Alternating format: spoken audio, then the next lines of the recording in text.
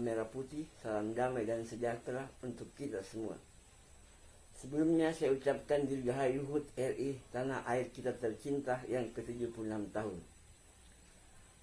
Pada kesempatan kali ini, saya ingin menyampaikan pesan-pesan, keluh kesah para pendahulu, para pendiri bangsa dan negara ini, para leluhur Nusantara.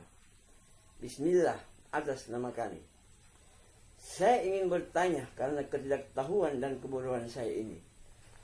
Indonesia ini negara berdasarkan hukum atau negara aturan atau negara politik yang dikuasai oleh tikus-tikus politikus.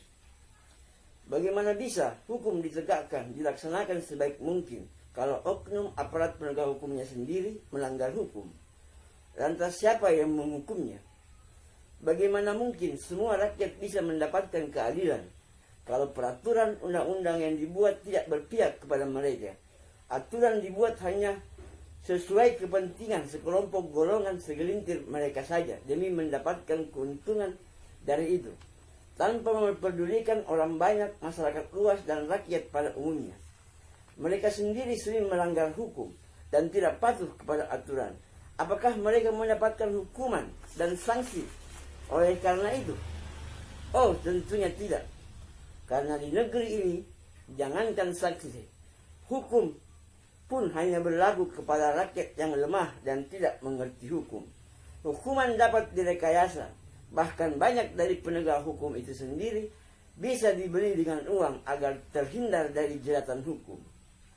Ya, kita tunggu sajalah kehancuran negeri ini kalau banyak pejabat pemerintahnya sudah tidak bermoral, yang memikirkan diri sendiri, kelompok ataupun golongannya saja, sudah melanggar Pancasila, tidak patuh kepada Undang-Undang Dasar 45, dan telah menyimpang dari garis-garis besar haluan negara. Negeri ini negeri para pemabuk yang dihuni orang-orang gila. Mabuk harta, mabuk jabatan, mabuk tahta dan wanita bagi kaum pria, begitupun sebaliknya. Gila harta, gila jabatan, gila tahta dan gila wanita bagi kaum pria, begitupun sebaliknya. Apakah Indonesia ini mesti dipimpin oleh orang gila dan pemabuk pula untuk menyadarkan mereka dari kegilaan dan mabuknya? Wahai para pejabat pemerintah negeri ini, kalian adalah pelayan bagi rakyat, bangsa dan negara ini. Dan rakyat orang cilik bukan budak kalian, yang barangkali kalian tidak tahu itu. Janganlah memperbudak kami rakyat kecil ini. Di negeri ini keserakahan di mana-mana, kesewenang-wenangan merajalela, ketidakadilan telah menindas keadilan, kesalahan sudah menutupi kebenaran, dan keburukan telah menghilangkan kebaikan. Agama, surga, dan neraka dijadikan produk jualan, mengatasnamakan firman Tuhan, sunnah, dan hadis Rasul, menjual ayat-ayat Tuhan.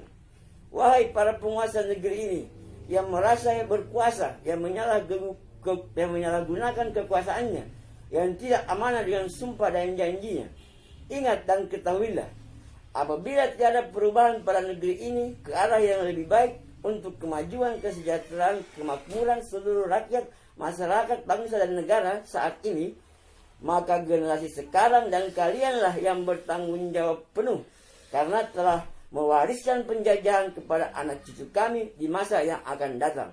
Bahkan mungkin di hari esok Indonesia bisa hanya tinggal kenangan, namanya pun akan hilang dari peta dunia.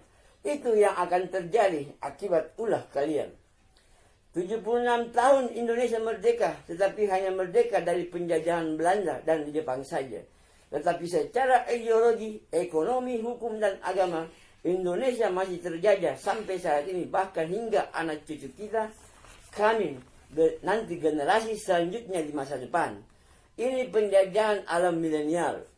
Bangsa ini sudah kehilangan jati dirinya, bahkan harga diri pun tak punya lagi, karena sudah dijual demi nafsu duniawi. Negeri ini butuh revolusi moral, bukan hanya revolusi mental.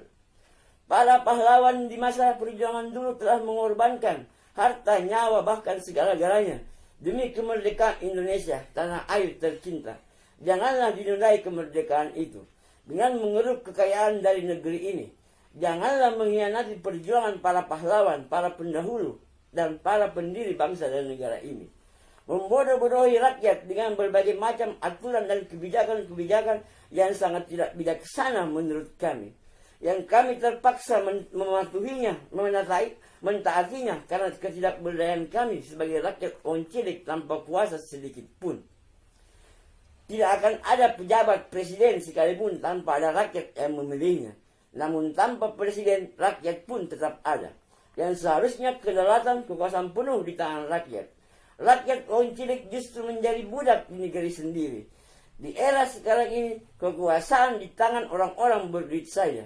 Dari pengusaha beralih profesi menjadi pejabat, berubah menjadi penguasa. Gara-gara inilah setitik rusak susu sebelahnya. Bangsa yang besar adalah bangsa yang menghargai jasa para pahlawan. Kata Bung Karno, perjuanganku ini mudah karena mengusir penjajah. Tetapi perjuanganmu akan lebih sulit karena melawan bangsamu sendiri. Musuh terbesar terberatmu adalah bangsamu sendiri. Jangan tanyakan apa yang negara telah berikan kepadamu, tetapi tanyakan pada dirimu apa yang telah kau berikan kepada bangsa dan negaramu. Inilah saatnya yang muda berkarya dan berkreasi. Yuk orang cilik yang cinta tanah air Republik Indonesia ini, jagalah negeri ini agar tanah dan sumber daya alam di negeri ini tidak habis diambil negara asing, negara luar maupun negara lain. Bersatu kita teguh, bersama kita tangguh. Berpisah kita hilang. NKRI harga mati. Ada apa dengan negeri ini? Kaya akan sumber daya alam. Hasil laut melimpah, pertambangan tidak ada habis-habisnya. Tapi kok negara ini belum juga makmur? Rakyat masih banyak yang hidup dalam kemiskinan. Mungkin itu karena penghuninya yang bobrok kali ya. Sekian dan terima kasih. Nanti disambung kembali. Tidak lupa saya ingin memperlihatkan tanda bukti cendera mata dari Bung Karno, para leluhur, dan para pendiri bangsa dan negara ini. Ini uang 100 rupiah tahun 64 bertuliskan Swiss Limited, bergambarkan Bung Karno. Di baliknya, maaf saya tutup dulu nomor serinya. Ini anak gembala Bung Karno, si anak gembala. Ini dari beliau langsung, pemberian dari beliau, tanda bukti cendera mata. Ini 1000 Soekarno tahun 60, bergambarkan Soekarno di baliknya. Maaf, nomor serinya saya tutup dulu. Ini 10 perempuan penaris Serimpi. Ini dari Pak Harto. Ini merah putih dari pejuang 45. Ini dari darah yang membatu. Ini dari Bung Karno, melambangkan 17/08/45 hari kemerdekaan Indonesia. Ini semar biru, simbol kemakmuran. Ini simbol semarnya.